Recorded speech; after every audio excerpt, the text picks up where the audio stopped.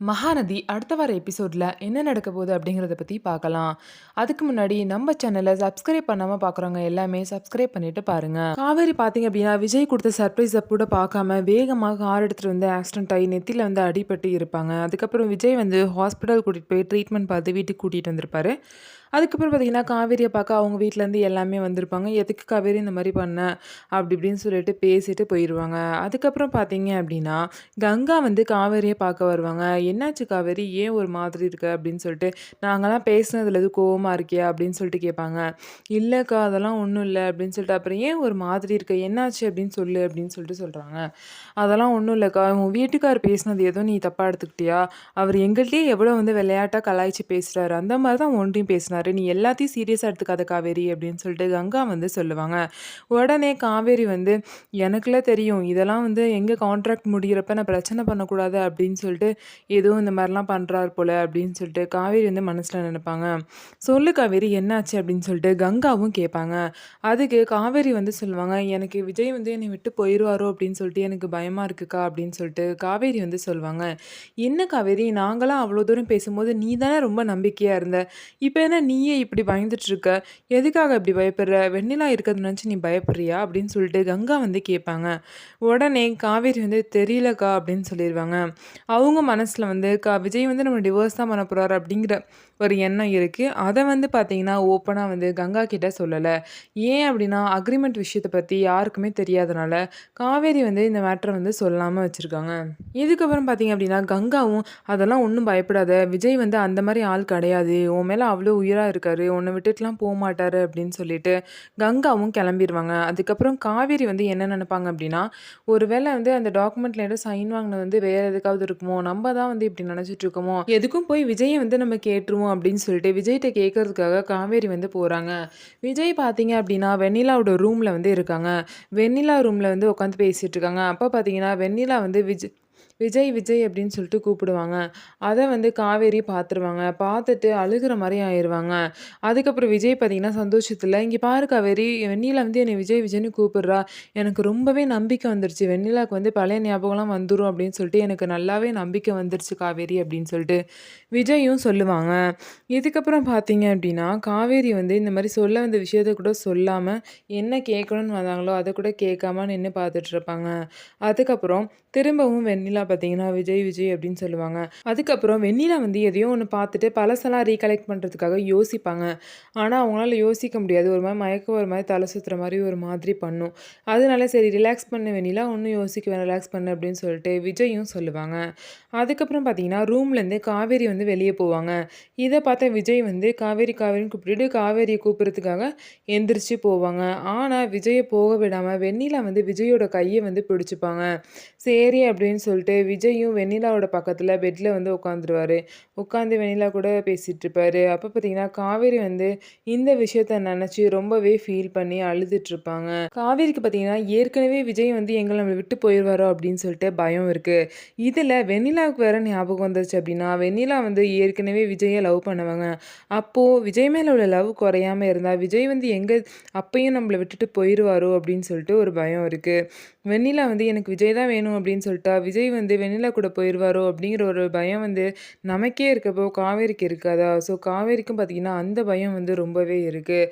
அதனால காவேரி பார்த்தீங்கன்னா எதையுமே சொல்லவும் முடியாமல் முழுங்கவும் முடியாமல் அழுதுகிட்டே ரொம்பவே சோகமாக இருக்காங்க. இதுக்கப்புறம் பார்த்தீங்க அப்படின்னா விஜய் வந்து அங்கேருந்து வந்தோடனே விஜய் ரூமுக்கு போயிடுவார். ரூமுக்கு போனால் அங்கே வந்து காவேரி படுத்திருப்பாங்க.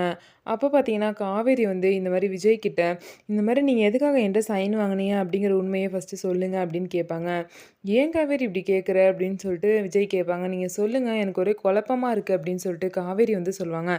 உடனே விஜய் வந்து என்ன நினைப்பாங்க அப்படின்னா, ஓ இவளுக்கு அப்போ டிவோர்ஸ் இல்லை அப்படின்னு சொல்லிட்டு சந்தேகம் வந்துருச்சோ அப்படின்னு சொல்லிட்டு விஜய் நினைப்பாங்க. என்னதான் இருந்தாலும் இவ்வளோ நாள் வந்து எப்படியோ இதை வச்சு மேனேஜ் பண்ணிட்டோம், ஒரு சின்ன சர்ப்ரைஸ் கூட நம்மளால பண்ண முடியலையே ச்சே அப்படின்னு சொல்லிட்டு விஜய் ஃபீல் பண்ணிட்டு இதை எப்படியாவது சர்ப்ரைஸாக தான் கொண்டு போகணும், அதுக்குள்ளே இந்த விஷயத்த சொல்லிடக்கூடாது அப்படின்னு சொல்லிட்டு விஜய் வந்து நினைப்பாரு.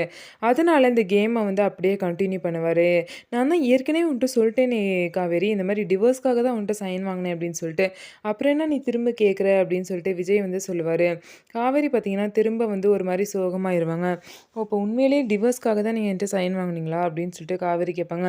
ஆமா, அதான் கான்ட்ராக்ட் முடிய போகுது. அப்புறம் டிவோர்ஸ் பண்ணா தானே நம்ம 2 பேரும் பிரிஞ்சு மியூச்சுவலா நம்ம வாழ்க்கைய தனித்தனியா வாழ முடியும் அப்படின்னு சொல்லிட்டு விஜய் வந்து சொல்லுவாங்க. உடனே காவேரி வந்து என்ன சொல்லுவாங்க அப்படின்னா, "சரி, நீங்க சொல்றது எல்லாமே எனக்கு புரியுது. நான் ஒரு முடிவு எடுத்திருக்கேன். நான் அந்த முடிவுக்கு வந்து நீங்க சொல்ற பதில வச்சு தான் கன்ஃபார்ம் பண்ணணும் அப்படின்னு இருந்தேன். இப்போ உங்களோட பதில் என்னன்னு எனக்கு தெரிஞ்சிருச்சு. அதனால இந்த முடிவுல நான் கன்ஃபார்மா இருக்கேன்" அப்படின்னு சொல்லுவாங்க. "எந்த முடிவு காவேரி? என்ன முடிவு பண்ணியிருக்க? என்ன உளறிட்டு இருக்க? ஒழுங்கா சொல்லு" அப்படின்னு சொல்லிட்டு விஜய் வந்து சொல்லுவாங்க. அதுக்கு காவேரி வந்து சொல்லுவாங்க, "இல்ல, எங்க அம்மா வந்து வீடு மாத்தலாம்னு உங்கள்ட்ட வந்து பேசினாங்களே, அதான் நான் வந்து வேற வீடு பார்த்தேன். நானும் அவங்க கூடயே போலான்னு இருக்கேன்" அப்படின்னு சொல்லிட்டு காவேரி வந்து சொல்லுவாங்க. இத கேட்டு விஜய் பார்த்தீங்கன்னா ஷாக் ஆயிருவாங்க. "என்ன காவேரி, என்ன உளறிட்டு இருக்க? நான் அவங்களே போவேணான்னு சொல்லிட்டு இருக்கேன். இப்ப நீ கிளம்புறேன்னு சொல்லிட்டு இருக்க" அப்படின்னு சொல்லிட்டு விஜய பார்த்து காவேரி கேட்பாங்க. "நீங்க எதுக்கு தடுக்குறீங்க? நீங்க தான் என்ன டிவோர்ஸ் பண்ண போறீங்கல்ல. கான்ட்ராக்டும் முடிய போகுது. அப்புறம் நான் எங்க போனா உங்களுக்கு என்ன பிரச்சனை?" அப்படின்னு சொல்லிட்டு காவேரி கேட்பாங்க. "அது சரிதான். அது முடியறதுக்குள்ள நீ ஏன் போறன்னு தான் நான் கேட்குறேன். அது முடியறதுக்குள்ள நீயும் கிளம்புன அப்படின்னா டவுட் வந்துராதா எல்லாத்துக்கும்? நம்ம அக்ரீமெண்ட் மூலியமா தான் இருக்கோம் ஒண்ணா அப்படின்னு சொல்லிட்டு தெரிஞ்சிராதா எல்லாத்துக்கும்?" அப்படின்னு சொல்லிட்டு விஜய் வந்து கேட்பாரு. உடனே காவேரி வந்து நினைப்பாங்க, "ஓ! எந்த பிரச்சனையும் வரக்கூடாது அப்படிங்கிறதுக்காக தான் என்ன வந்து இருக்க சொல்றீங்க" அப்படின்னு சொல்லிட்டு மனசுல நினைப்பாங்க. ச்சே! எப்படியெல்லாம் இருக்காரு பாரு அப்படின்னு சொல்லிட்டு காவேரி வந்து விஜய வந்து மனசுல திட்டுவாங்க. உடனே காவேரி வந்து விஜய பார்த்து என்ன சொல்லுவாங்க அப்படின்னா, "அதெல்லாம் முடியாது. நான் கிளம்புறேன். அதெல்லாம் ஒரு பிரச்சனையும் வராது. கேட்டா நான் சொல்லிக்கிறேன். எனக்கு இந்த வாழ்க்கை பிடிக்கல. அதனால தான் நான் வந்து கிளம்புறேன்" அப்படின்னு ஏதாவது நான் சொல்லி சமாளிச்சுக்கிறேன் அப்படின்னு சொல்லிட்டு காவேரி வந்து சொல்லுவாங்க. "லூஸ் மாரி பேசாத காவேரி. இவ்ளோ நாள் நம்ம வந்து மறைச்சு வச்சிருந்த விஷயம் எல்லாத்துக்கும் தெரியணும்னு நினைக்கிறியா?" அப்படின்னு சொல்லிட்டு கேட்பாங்க. அதுக்கு காவேரி வந்து சொல்லுவாங்க, "எப்படி இருந்தாலும் ஒரு நாள் இந்த விஷயம் எல்லாத்துக்கும் தெரிய தானே போகுது. நீங்க டிவோர்ஸ் பண்ணி இந்த கான்ட்ராக்ட் முடிஞ்சிருச்சு அப்படின்னு சொல்லும்போது, அந்த விஷயம் எல்லாத்துக்கும் தெரியும்ல. ஏற்கனவே வந்து தாத்தாக்கு மட்டும் தெரியும். அப்படி இருக்கப்போ என்ன பிரச்சனை? யாருக்கும் தெரியாத மாரி பேசிட்டு இருக்கீங்க" அப்படின்னு சொல்லிட்டு காவேரி வந்து கேட்பாங்க. "அதெல்லாம் முடியாது. கை நீட்டி காசு வாங்கியிருக்கீல.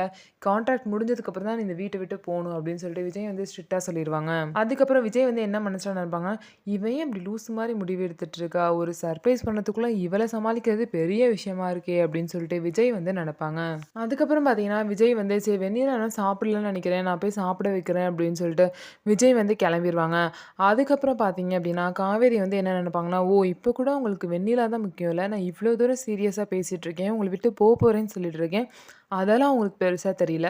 இப்ப கூட வெண்ணிலாவ சாப்பிட வைக்கிறேன் அப்படின்னு சொல்லிட்டு போறீங்க. நான் சாப்பிட்டேனா அப்படின்னு சொல்லிட்டு ஒரு வார்த்தை உங்களுக்கு கேட்க தோணுச்சா?" அப்படின்னு சொல்லிட்டு காவேரி வந்து நெனைப்பாங்க. விஜய் பார்த்தீங்கன்னா, ரூம விட்டு வெளிய போயிட்டு, "என்ன காவேரி, நல்ல குழம்பு. உனக்கு இதெல்லாம் வேணும் தான். என்ன விட்டுட்டா போறேன்னு சொன்ன.